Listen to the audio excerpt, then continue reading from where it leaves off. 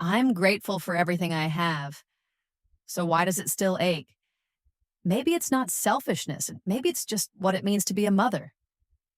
This might sound silly to some people. Is pregnancy really something to get emotional about like this? But if you've ever been a mom or even a dad, maybe you'll understand. Because sometimes emotions just show up. No logic, no warning. They just arrive. I'm currently pregnant with our second child, a little girl.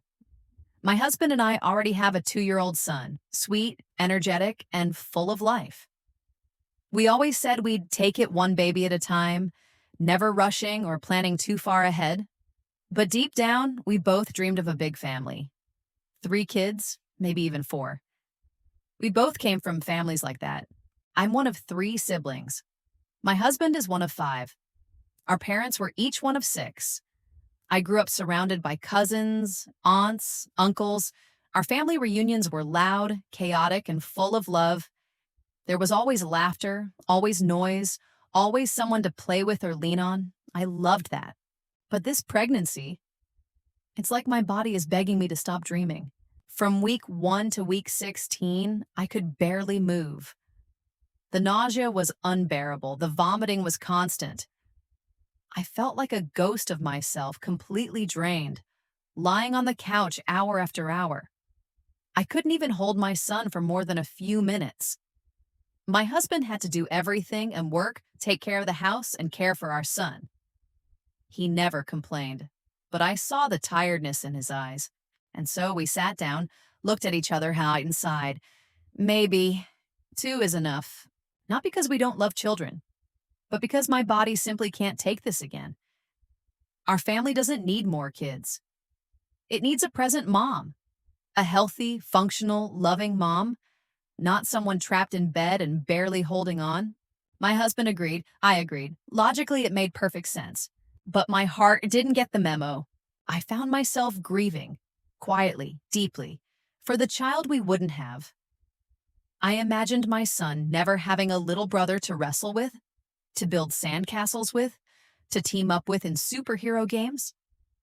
I imagined my unborn daughter never having a sister to share secrets with, to steal clothes from, to grow old beside, like I had. I know, it sounds ridiculous. I have 2 beautiful, healthy children. I should be nothing but grateful, and I am grateful. But motherhood, it stretches your heart. There's no end point, no cap on how much you can love. And when you realize you have to stop, even for the right reasons, something inside still hurts. I'm not sharing this because I'm confused about our decision. We made the right one. I know that. This is the best path for our family. But I'm sharing it for anyone out there who might be feeling the same silent ache. That little pang that says, I thought there would be more. Maybe you're done having kids. Maybe life had other plans. Maybe your body, like mine, just can't do it again. And maybe, like me, you find yourself smiling through it all while secretly mourning what could have been. That's okay. I may never have another baby. Maybe our family of 4 is complete. But I will build a home full of laughter.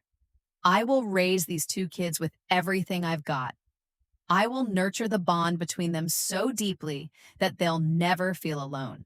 And I will learn to live with the gentle truth that gratitude and grief can exist side by side, in the same heart, at the same time. Sometimes the heart doesn't agree with the head, but growing up as a parent means learning to smile through the ache and saying thank you, even when a tiny part of you still wants more. If you're going through something similar, please know you're not alone. It's okay to feel grateful and sad at the same time. That just means you loved deeply and dreamed big.